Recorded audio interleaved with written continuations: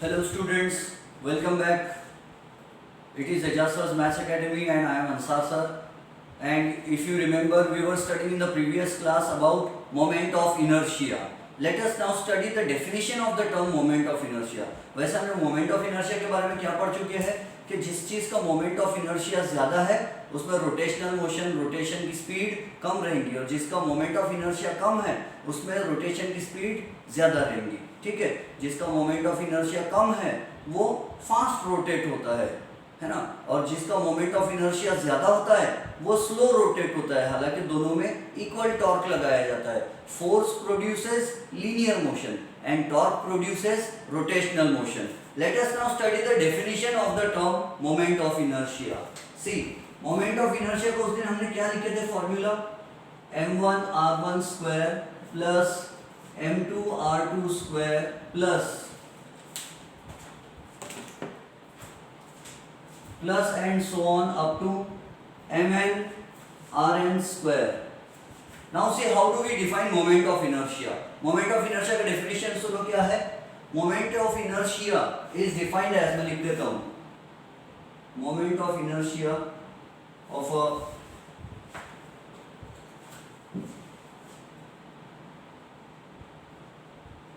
moment of inertia of a given rigid body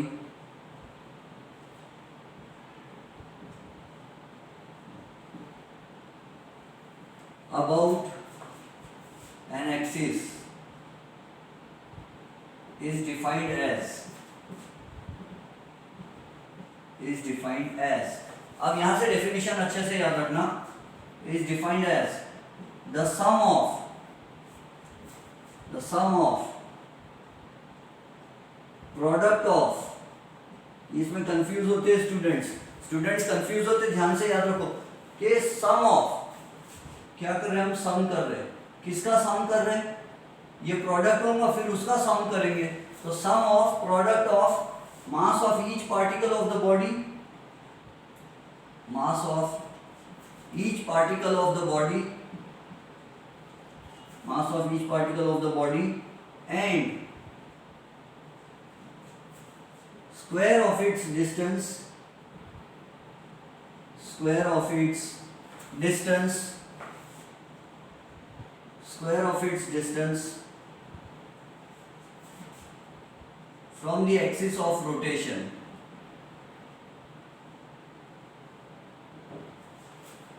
What do we mean by m1, m2, m3, m4, and so on up to mn? Mass of each particle of the body. If the body has only two masses, m1 and m2, जैसे उस दिन मेरे हाथ में dumbbells के बारे में बात कर रहे थे, दो डस्टर्स थे m1 and m2. अगर चार बॉडी रहेंगी तो m1, m2, m3, m4 चार ऑब्जेक्ट्स रहेंगे, चार पार्टिकल्स रहेंगे, तो 4 तक लिखेंगे. And what is r1? Distance of the first particle from the axis of rotation. r2 perpendicular distance of the second particle from the axis of rotation. So what is the definition of moment of inertia. देखो mathematically याद रख सकते हैं. Moment of inertia about a given axis of rotation is defined as the sum of product of mass of each particle and square of it's distance from the axis of rotation. Mass of the particle and square of its distance from the axis of rotation. Product of mass of each particle and square of its distance from the axis of rotation. So how do we define moment of inertia? Moment of inertia of a given rigid body about an axis is defined as the sum of product of mass of each particle of the body and square of its distance from the axis of rotation. And what is the SI unit? SI unit of moment of inertia. SI unit of moment of inertia is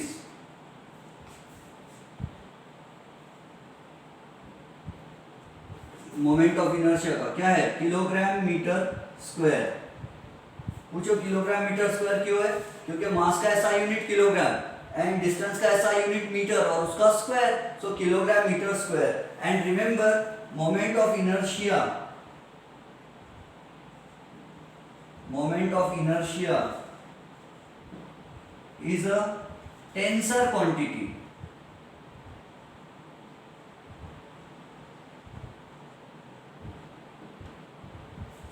moment of inertia is a tensor quantity, यानी about different axis of rotation a single body has different moments of inertia. ये मैं आपको आगे समझाऊंगा जब हमारा topic आगे बढ़ जाएगा, जब मैं आपको एग्जांपल्स दूंगा उस समय मैं आपको समझाऊंगा कि टेंसर क्वांटिटी किसे कहते हैं। फिलहाल तो आप इतना याद रख लो इससे कि मोमेंट ऑफ इनर्शिया को हम स्केलर क्वांटिटी नहीं बोलते, हम वेक्टर क्वांटिटी नहीं बोलते, इसको टेंसर क्वांटिटी बोलते हैं। चार टाइप्स की क्वांटिटीज है हमारे पास में, एक है स्केलर क्वांटिटी, एक है वेक्टर क्वांटिटी जो हम 11 में पढ़ चुके हैं, एक है टेंसर क्वांटिटी, और आगे इलेक्ट्रोमैग्नेटिक इंडक्शन में हम पढ़ेंगे phasor quantity, PHASOR phasor quantity.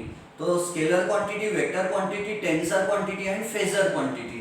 तो उसमें से ये टेंसर क्वांटिटी और क्यों है टेंसर क्वांटिटी और टेंसर क्वांटिटी क्या होती है ये मैं आपको आगे समझाऊंगा जब हम इसके एग्जांपल्स पढ़ेंगे तब, ठीक है। नोट डाउन कर लो। एंड सीजीएस यूनिट क्या होगा, डायमेंशंस क्या होंगे, what will be its dimensions, MLT kilogram, mass है तो m⁻1 1 in m, and length metre square, so 2 in L and 0 in T, 1 in m 2 in L 0 in T, या आप सीधी भाषा में बोलो गावरानी भाषा में m⁻1 L⁻2 and T⁻0। Kilogram यानी मास, मीटर स्क्वायर यानी लेंथ स्क्वायर, और इसमें टाइम सेकंड कुछ है नहीं तो इसीलिए वो 0। ये उसके डायमेंशंस हैं, ठीक है। सीजीएस यूनिट क्या होगा, gram centimetre square, note down कर लो। अब हम डेरिवेशन स्टार्ट करेंगे। मोमेंट ऑफ इनर्शिया समझ गया, और एग्जांपल्स देने की जरूरत है कि अगर आप कहते हो कि sir give us more examples, हमको समझा नहीं मोमेंट ऑफ इनर्शिया क्या होता है, तो मैं आपको बहुत सारे और एग्जांपल्स दे सकता हूँ। तो मोमेंट ऑफ इनर्शिया का मतलब क्या है, जिस चीज का मोमेंट ऑफ इनर्शिया कम रहता है उसकी रोटेशन की स्पीड ज्यादा होती है, और जिसका मोमेंट ऑफ इनर्शिया कम ज्यादा होता है उसकी स्पीड ऑफ रोटेशन कम होती है। दोनों पे टॉर्क हालांकि सेम एक्ट हो रहा है। व्हाट इज टॉर्क, टॉर्क यानी two anti parallel forces which are equal in magnitude and opposite in direction, couple of forces, यानी एक ही बॉडी पर, जैसे गाड़ी का स्टीयरिंग व्हील है, एक हाथ से हम उधर धक्का मारते, एक हाथ से अंदर की तरफ धक्का मारते, दो फोर्सेस लगा रहे हैं हम अलग अलग पॉइंट्स पर, ऑपोजिट पॉइंट्स पर दो फोर्सेस लगा रहे हैं, और दोनों का मैग्नीट्यूड इक्वल है और डायरेक्शन ऑपोजिट है। फोर्स लगाने से लीनियर मोशन आता है, टॉर्क लगाने से रोटेशनल मोशन आता है। कपड़े निचोड़ते समय भी ऐसा, लेडीज लोग कपड़े निचोड़ते या कोई जेंट्स लोग कपड़े निचोड़ते तो भी टॉर्क लगाते, एक हाथ से उधर घुमाते, एक हाथ से इधर घुमाते, दोनों की ताकत इक्वल रहती लेकिन डायरेक्शन ऑपोजिट रहता, तो उसको टॉर्क बोलते हैं, couple of forces. Negligible difference है उनमें, लेकिन हम वो नेग्लेक्ट करेंगे। तो मिटा दो ये डेफिनेशन, डेरिवेशन स्टार्ट करूं, सी मिटा देता हूं।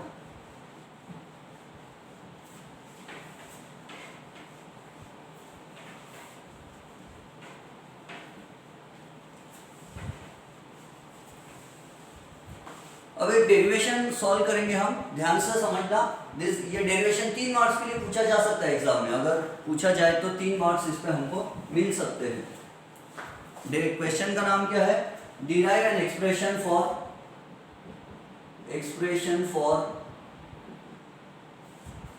Rotational kinetic energy of a body, rotational kinetic energy of a body rotating with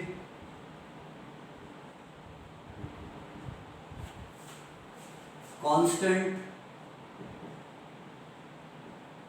angular velocity।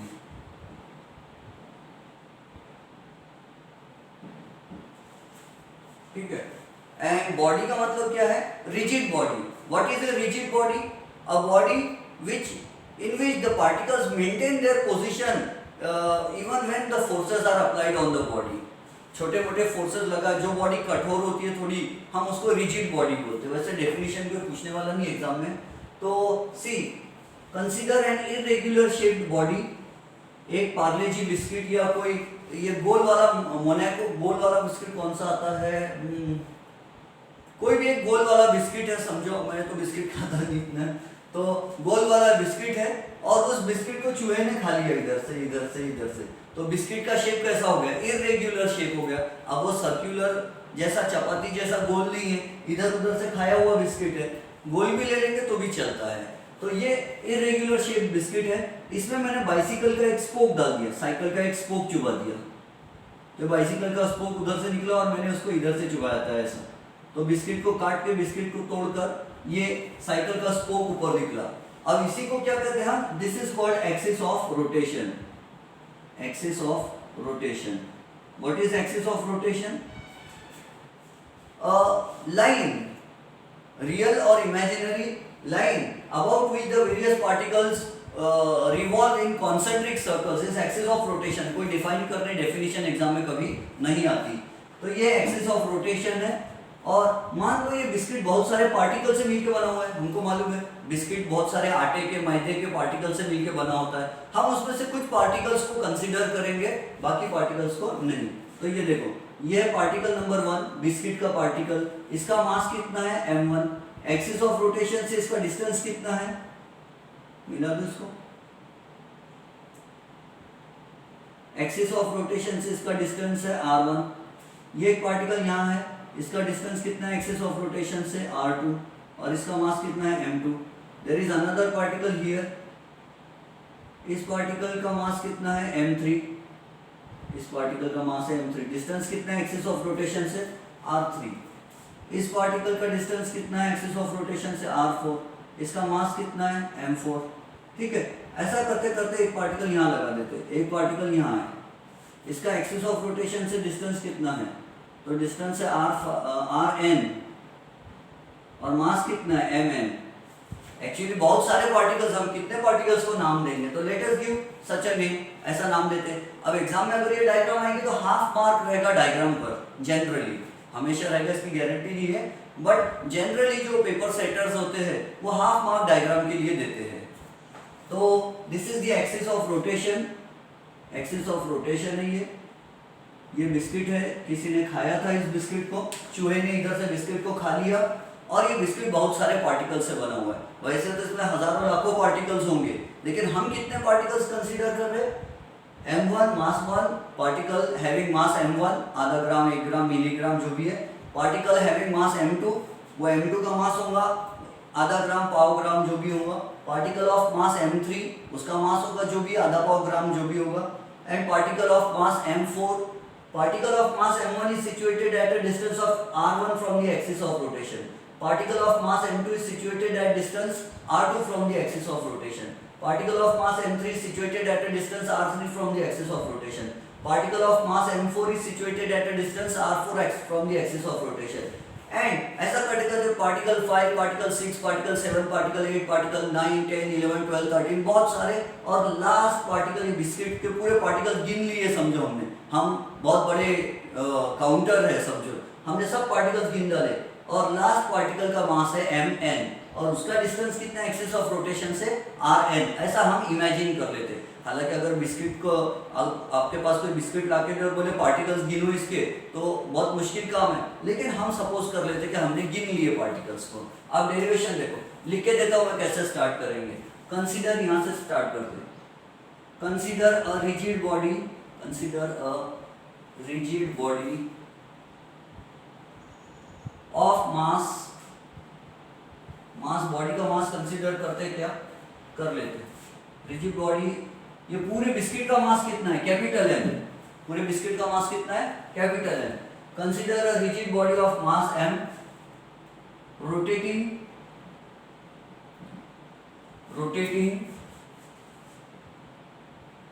with angular velocity, with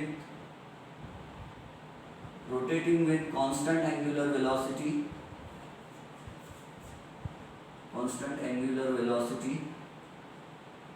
omega about an axis passing through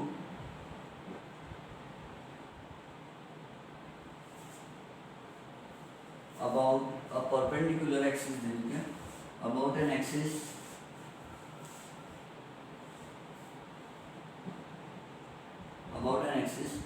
perpendicular to the plane of biscuit, the body, and passing through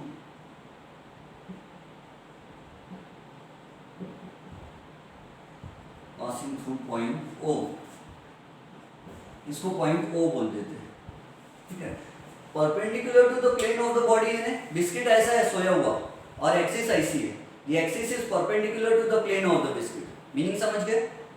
axis vertical है और biscuit horizontal है, body horizontal है, axis vertical है, तो perpendicular to the plane of the body, biscuit ऐसा है, body आड़ी है और एक्सिस खड़ी है, तो ये दोनों परपेंडिकुलर हो गए, ठीक है। अब देखो, let us suppose that the particles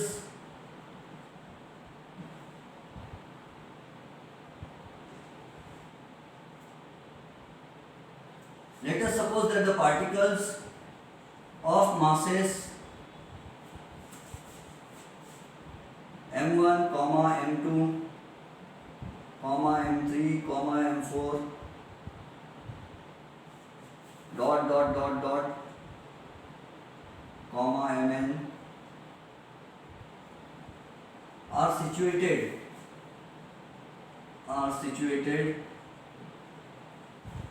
at distances r1, r2, r3, r4 rn respectively from the axis of rotation,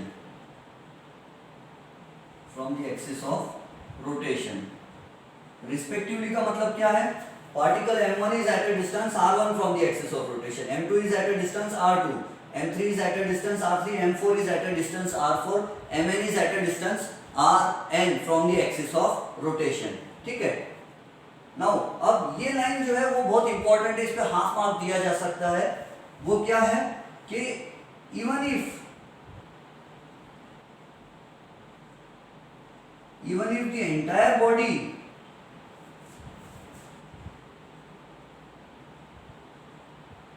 is rotating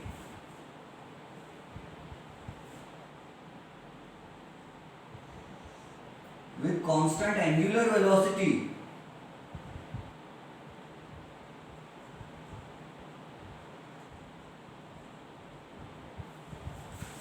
even if the entire body is rotating with constant angular velocity, different particles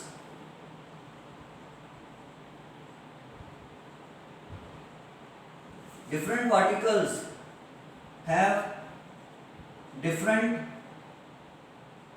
linear velocities। अब ध्यान से समझो, linear velocities, different particles have different linear velocities का मतलब क्या है? Different particles have different linear velocities given by, ऐसा दे दो क्या, v1, v2, v3 vn respectively। इसका मतलब क्या है कि जब ये बिस्किट गोल घूम रहा है तो सब पार्टिकल्स में पूरी बॉडी की एंगुलर वेलोसिटी कांस्टेंट है, कांस्टेंट सेम स्पीड से घूम रहा है। जैसे अगर अपन सीलिंग फैन को स्विच ऑन कर दो तो पहले उसकी स्पीड बढ़ती है, फिर बाद में क्या होता है, आफ्टर सम टाइम उसकी स्पीड, रोटेशनल स्पीड कांस्टेंट हो जाती है, उसकी गोल घूमने की speed, angular velocity becomes constant. So this biscuit, cycle का स्पोक चुभाया हमने बिस्किट में और बिस्किट को गोल घुमाए तो biscuit same speed, same angular velocity से गोल घूम रहा है। ना तो बिस्किट स्लो होता है ना ये बिस्किट फास्ट होता है, it is rotating with same angular velocity. So the entire biscuit, entire body is rotating with same angular velocity, but different particles have different linear velocities, because we know the relation between linear velocity and angular velocity. Linear velocity is equal to v is equal to r into omega। तो सबका r अलग अलग है तो सबका v भी अलग रहेगा। For example, the direction of linear velocity v1 bar, first particle का वेलोसिटी का डायरेक्शन क्या है, v1 बार। सेकंड पार्टिकल का वेलोसिटी का डायरेक्शन क्या होगा, v2 बार। सेकंड पार्टिकल के वेलोसिटी का कहाँ ये, इसका वेलोसिटी का डायरेक्शन इज v2 बार। देखो उसकी लीनियर वेलोसिटी का डायरेक्शन, लीनियर वेलोसिटी का डायरेक्शन अलग है, इसका मतलब क्या है कि लीनियर वेलोसिटी डिफरेंट है, और उसके अलावा मैग्नीट्यूड भी अलग रहेगा लीनियर वेलोसिटी का। कि आपको मालूम है चैप्टर नंबर 1 में हम, इसी चैप्टर में हम जो पढ़ रहे हैं हम ये डिराइव कर चुके v is equal to r into omega. तो जिसका r ज्यादा रहेगा उसका v भी ज्यादा रहेगा। ओमेगा कैसा है? कांस्टेंट है। ओमेगा कैसा है? कांस्टेंट है। तो फिर v is directly proportional to r। जो पार्टिकल पास में रहेगा वो धीरे धीरे घूमेगा, जो पार्टिकल दूर रहेगा उसकी लीनियर वेलोसिटी ज्यादा रहेगी।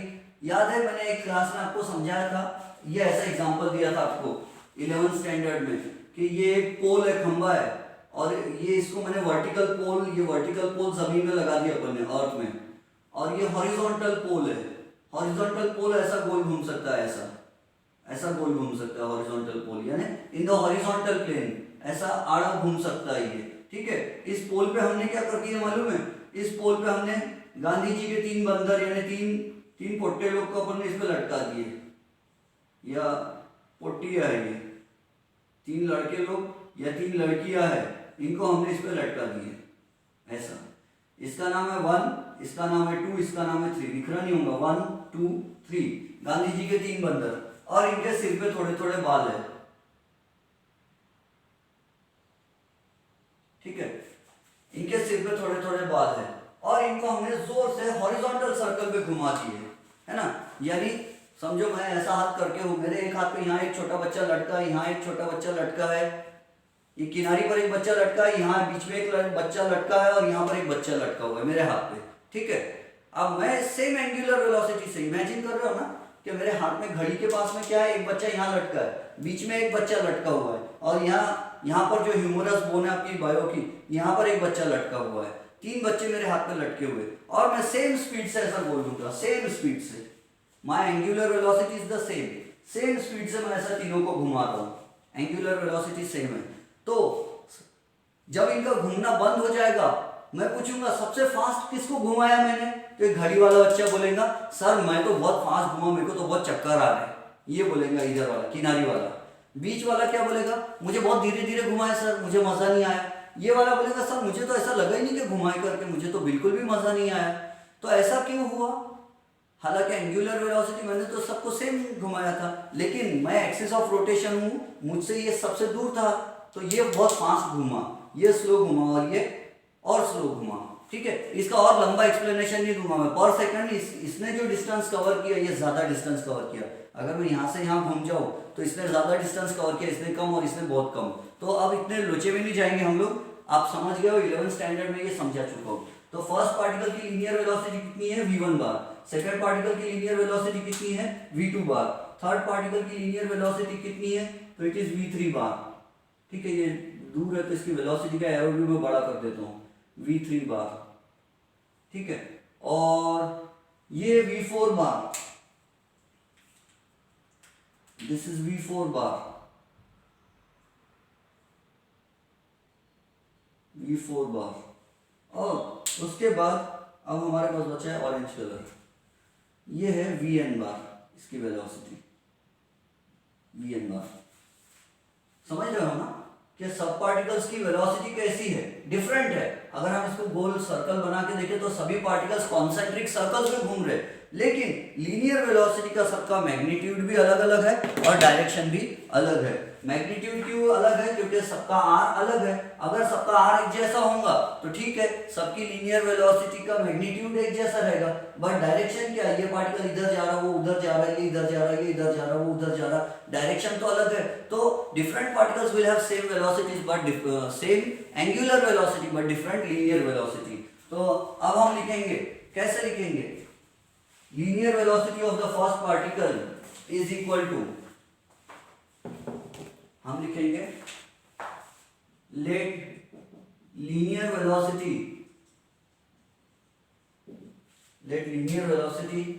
Of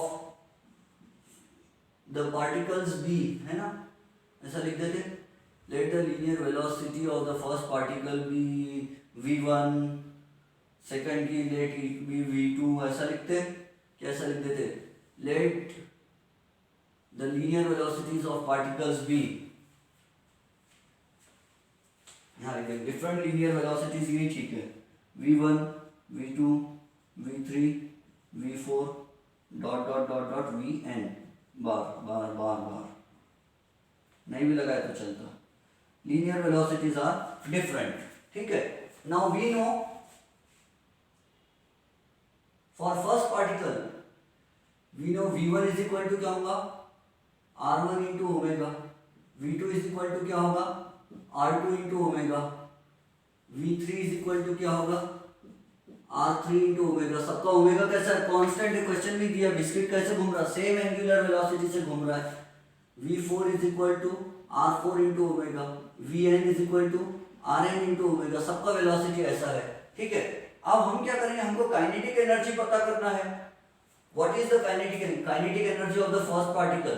kinetic energy of the particle having mass m1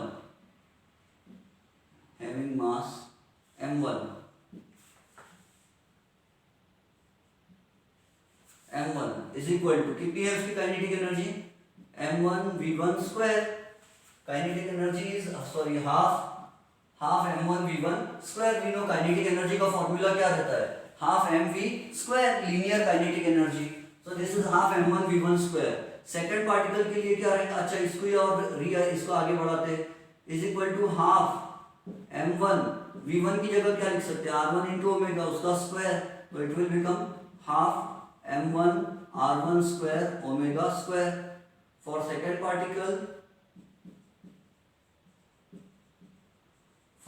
particle kinetic energy will be kinetic energy 2 will be kinetic energy 1 है half m2.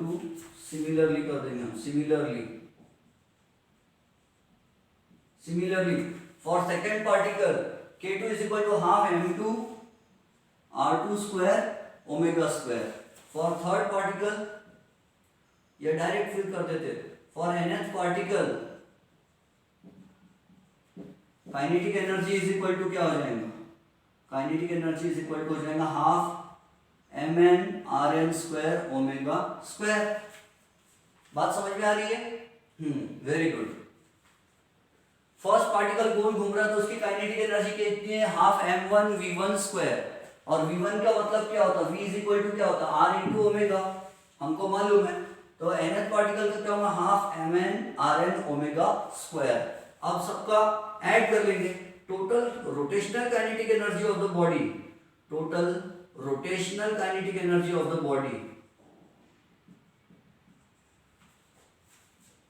Different particles linear velocity से घूम रहे लेकिन पूरी बॉडी कैसे घूम रही रोटेशनल मोशन में पूरी body.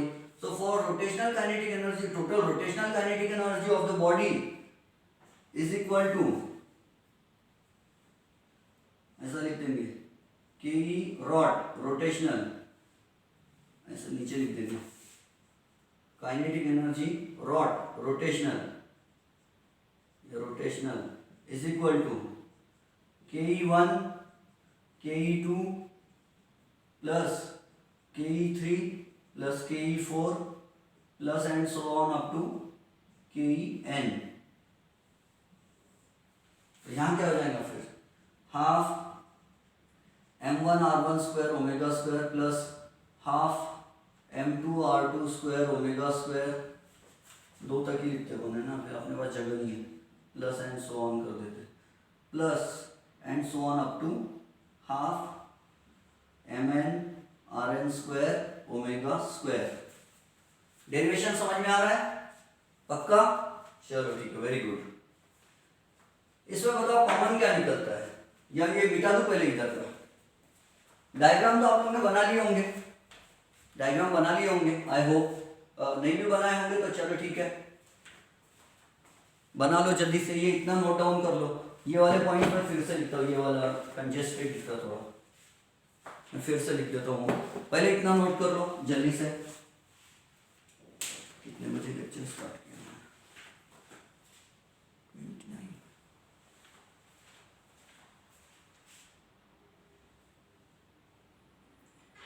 note down the derivation.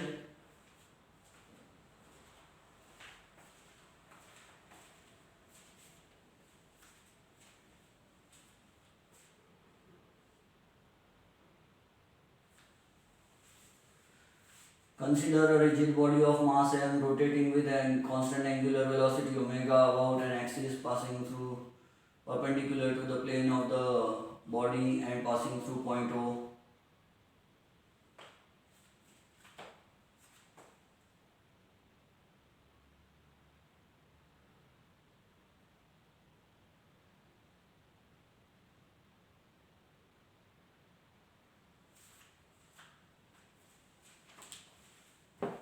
ठीक है, इधर का तो लिख लिया होगा आपने जल्दी से।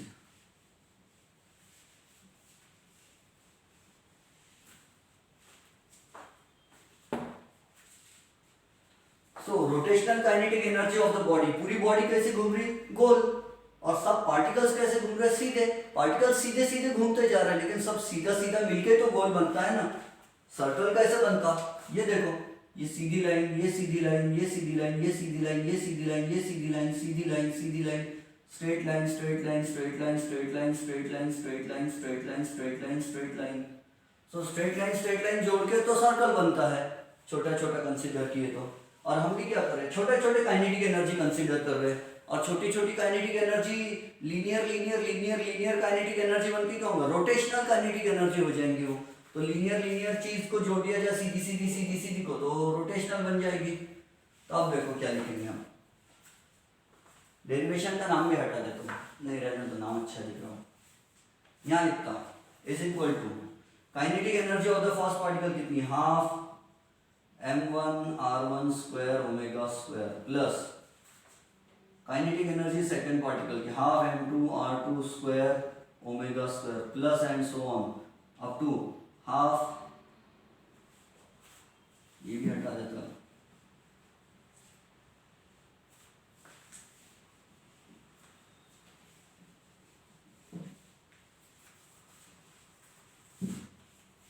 Half mn rn square omega square. बताओ इसमें से कॉमन क्या निकलता, तो हम लिखेंगे kinetic energy rotational rod, rotational is equal to गोल घूमने की काइनेटिक एनर्जी कितनी है। अगर एक फुटबॉल है मेरे हाथ में, या जमीन पर ग्राउंड पर मैंने फुटबॉल, या मेरे हाथ में एक फुटबॉल है, और मैंने फुटबॉल को ऐसा गोल घुमा के अपने फिंगर पे गोल गोल गोल गोल घूम रहा है, और मैं आपसे पूछूंगा कि फुटबॉल में काइनेटिक एनर्जी कितनी है या नहीं है फुटबॉल में kinetic energy.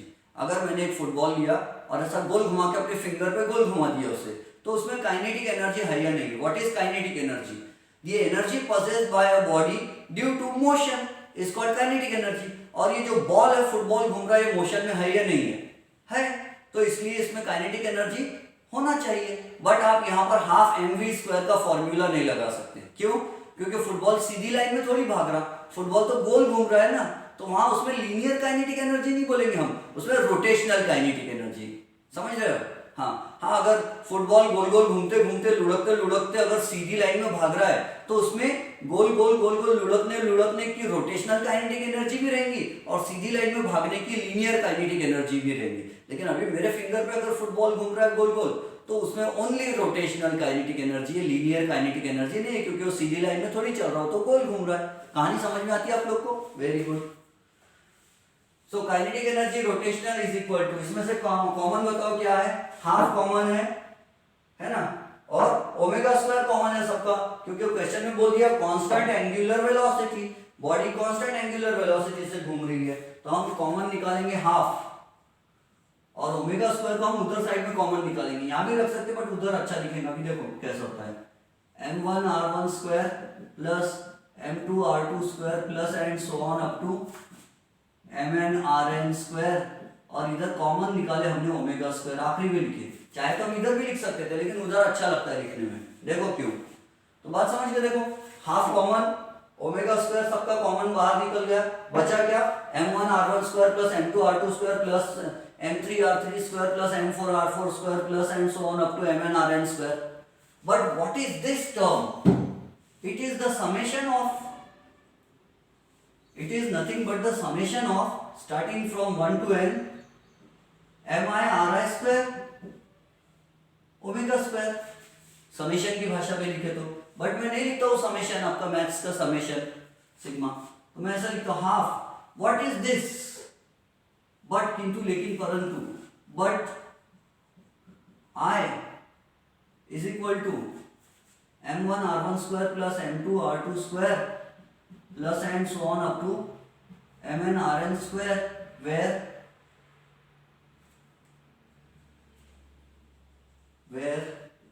I is equal to moment of inertia of the body,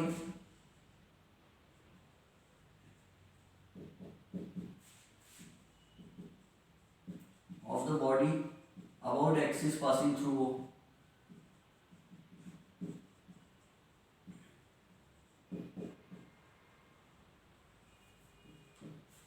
जब भी आप लिखोगे एक्सिस ऑफ रोटेशन, तो कहां से एक्सिस ऑफ रोटेशन पास हो रही है वो लिखना जरूरी है, क्योंकि अलग अलग जगह पर एक्सिस पास होने से मोमेंट ऑफ इनर्शिया चेंज होता है। ये मैं बाद में समझाऊंगा आपको। चलो ठीक है, इतना याद रखो। आए तो फिर रोटेशनल काइनेटिक एनर्जी का फॉर्मूला क्या हो गया? Kinetic energy rotational is equal to half I omega square. ये है, ठीक है। अगर ये अर्थ है और अर्थ अगर रोटेट हो रही है एक्सिस ऑफ रोटेशन पर, अगर अर्थ रोटेट हो रही, गोल गोल गोल गोल घूम रही, या फुटबॉल है, फुटबॉल और अर्थ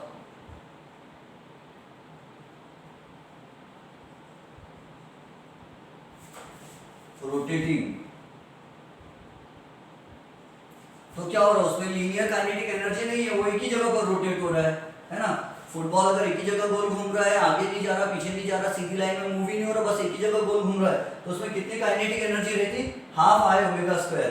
अगर एक मैंने बिस्किट ले लिया गोल वाला, उसमें साइकिल का स्पोक चुभाया, बिस्किट को गोल घुमा दिया भिंगरी की तरह, गोल गोल गोल गोल, तो उसमें कितनी काइनेटिक एनर्जी रहेगी? Half I omega square. I का मतलब क्या है? Moment of inertia. Moment of inertia, अगर मोमेंट ऑफ इनर्शिया कम रहेगा तो काइनेटिक एनर्जी ज्यादा रहेंगी, और मोमेंट ऑफ इनर्शिया ज्यादा रहेगा तो काइनेटिक एनर्जी, सॉरी क्या बोल रहे हैं हम, मोमेंट ऑफ इनर्शिया कम रहेगा तो एंगुलर वेलोसिटी उसकी क्या होगा? Let us think. Moment of inertia कम मतलब रोटेशनल मोशन ज्यादा, और रोटेशनल मोशन ज्यादा मतलब काइनेटिक एनर्जी ज्यादा, है ना। और अगर मोमेंट ऑफ इनर्शिया कम रहेगा तो speed of rotation, moment of inertia कम तो स्पीड ऑफ रोटेशन ज्यादा, स्पीड ऑफ रोटेशन ज्यादा तो काइनेटिक एनर्जी ज्यादा, ठीक है। इसमें से एक एग्जांपल भी पूछता हूं आपको, या तो नहीं, अभी टाइम हो गया, अभी लेक्चर रुका देंगे अपन। नोट डाउन कर लो ये। This is the expression for kinetic energy of rotation of a body rotating with constant angular velocity omega. Note कर लो। ये समझे क्या है फॉर्मूला? अगर कोई समझो, ये मेरे हाथ में दो डस्टर्स है, ये डस्टर है 2 किलो का, ये डस्टर है 2 किलो का, मैंने ऐसा रख दिया। ये है 3/4 मीटर यानी 0.75 मीटर, 0.75 मीटर, या 1-1 मीटर का मेरा हाथ है समझ लो, वैसे पौन मीटर का रहता माना जाता है, तो ऐसा। और मेरा मास नेग्लेक्ट कर दिया जाए, अगर मेरा मास समझो 0 है और मैं ऐसा घूम रहा हूँ, तो मुझ में कितनी काइनेटिक एनर्जी? मैं तो एक ही जगह गोल घूम रहा हूँ, ठीक है। मैं सीधी लाइन में चल रहा क्या? नहीं, मैं सीधी लाइन में नहीं चल रहा, इसका मतलब मुझ में सीधी चलने वाली काइनेटिक एनर्जी है क्या? हाफ mv स्क्वायर लगा सकते क्या? नहीं, मुझ पे हाफ mv स्क्वायर नहीं लगा सकते, तो मुझ में क्या लगाएंगे? Half I omega square. I यानी क्या? Moment of inertia, m1 r1 square m2 r2 square m1 r1 square m2 r2 square. बात समझ में आ रही है?